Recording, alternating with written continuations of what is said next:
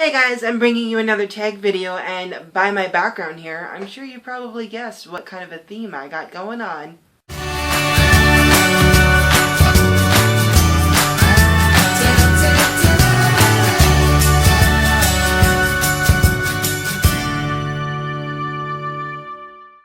In honor of my blog tour for The Beautiful Pretender by Melanie Dickerson, I wanted to do another original book tag. I did search for fairy tale retellings or fairy tale book tags on YouTube. A lot of the ones I found weren't even in English, so I wanted to kind of do one in English. So this is kind of a fairy tale tag 2.0 in some way.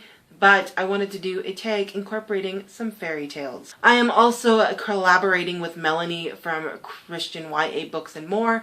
I created a tag based on the fairy tales, and Melanie will be creating a tag more focused on the actual characters and stories by Melanie Dickerson with her fairy tale retellings. So I highly recommend you guys go check out Melanie's channel as well as Melanie's tag for the fairy tale retellings. Melanie and I are huge fans of Melanie Dickerson's books and absolutely loved her retellings. So we wanted to work together, but we kind of took different streams.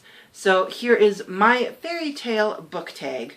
So I'm going to be listing off some of the main fairy tales, some of them which Melanie Dickerson has done retellings of, a couple of them she hasn't, and one is anticipated. So I'm going to be listing off some fairy tales and then picking a book or theme to go along with that fairy tale. So the first fairy tale is Cinderella. Pick a character with a strong character and integrity, so someone who just stays true to themselves and true to what they believe. For this, I chose Ellen of Ellsworth from Chivalrous by Dinah Slyman, the second book in the Valiant Hearts trilogy. I can't tell you guys enough how much I loved this book, and I loved the characters in it, and I loved the integrity of the characters in it. Ellen of Ellsworth arrives in northern England because he is told of a knight who kind of upholds those Arthurian values of every man created equal, the value of faith, and all these other really strong values that Alan also believes in. Alan arrives and meets Gwendolyn, who is oppressed by her father, who treats women as nothing but a political bargaining tool and the footstool or a kind of tool to make them look better rather than the people they actually are. Alan kind of opens Gwendolyn's eyes to that a man and woman, when they are married, are a team. They work together.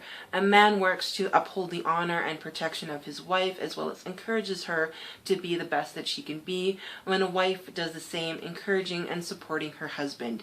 So I really like that Alan had that values and that set that he believed in, and kind of respectfully kind of wanted to teach those values to Gwendolyn, but at the same time holding himself back and being respectful and having that integrity to do so.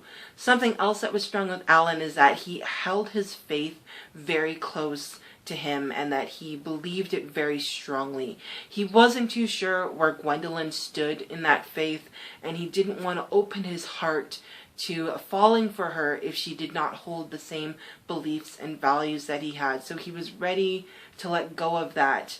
So that is just strong to begin with for anybody to do, but to have a book character kind of written that way, it was just mind-blowing. It was awesome and I appreciated it. By the end of it, I was wishing that I actually knew Alan in real life because he was just an incredible character.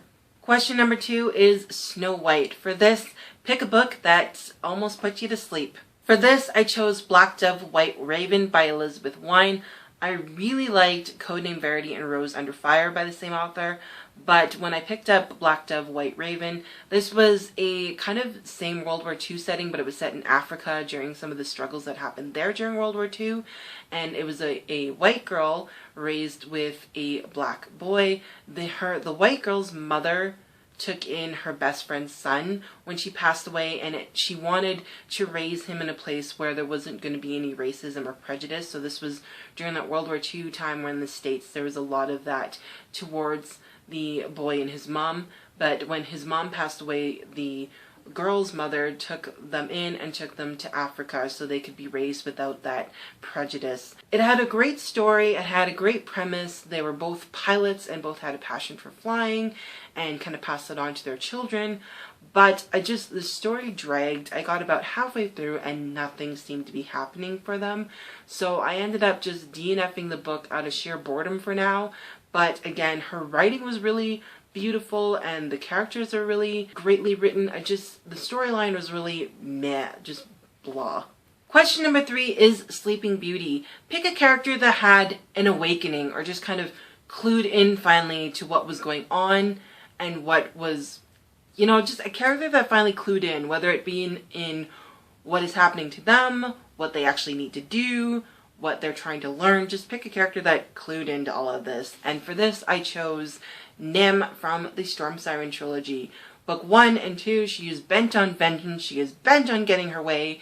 She doesn't care. She doesn't really take people's advice or what she has learned in the first 2 books here into account and just kind of does what she thinks needs to be done and learns a very painful lesson. But at the end of the book, it starts to go in a direction where she's finally clued in to what the truth is and what she truly needs to know and kind of has that awakening of who she truly is. So it was really exciting and the ending kind of picked up the series for me, and it was really cool to see that happen in her and how that developed because I wasn't expecting it. So I was really excited when it did happen. Question number 4 is Beauty and the Beast. Pick a character who transformed before your eyes or a character with just amazing character development. And for this, I chose Effie Trinket from the Hunger Games trilogy. No character in my mind has ever gone through so much transformation for me than Effie Trinket from the Hunger Games. In the first movie, she seems like a bunch of a joke. The second movie, she's starting to really fall in love with these kids from District 11. And by the third movie, that woman was my hero. I absolutely adored Effie and how she tried to just support Katniss and be there and be with those characters, and she truly ended up really caring for these people.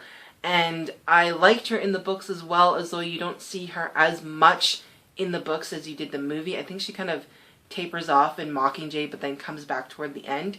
So I was really excited that they kept her strong in Mockingjay and in Catching Fire. So I was really happy to see her more pronounced in the movies, but she still had excellent character development in the books as well. So Effie was just, by the end of the book series, she's my favorite character, to be honest. I absolutely loved her. I mean, Suzanne Collins and all of her characters was just, yeah, loved it. It's still one of my all-time favorite book series. Question number 5 is Rapunzel. Pick a book that kind of transports you and gives you a sense of freedom.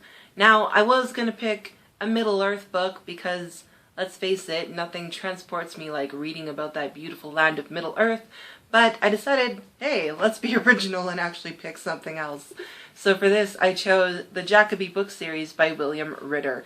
I absolutely loved this book series, and again, I cannot tell you guys enough to bump this up on your TBR. It was fantastic and just amazing. I just absolutely loved it. It's like getting addicted to Doctor Who. You just grab your hand and run, and you're just like, by the end of this book, you're almost just like exhausted because you just ran through this amazing adventure. And I love the way these books are written.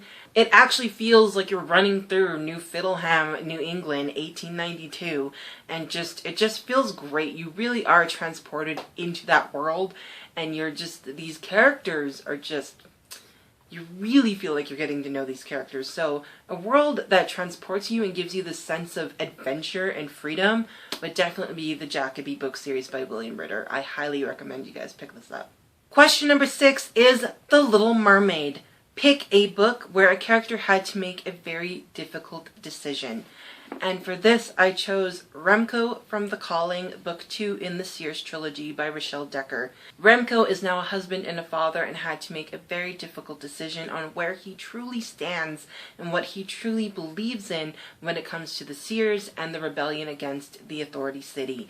So Remco spends majority of this book, if not the entire book except for the ending, wrestling with this very difficult decision on where he stands, and the struggle in watching him was part of what drove you to finally push him to make this choice. And it was really well written, but I really felt with him as he struggled through these decisions. And the last question is question number 7, the 12 Dancing Princesses. Family is everything. Tag some people you know. And I'm first of all going to tag Melanie from Christian YA Books and More, as she is my fairy tale Melanie Dickerson addict partner twin person on here. Highly recommend you go check out Melanie's channel. She is just started here on BookTube, so go send her some love.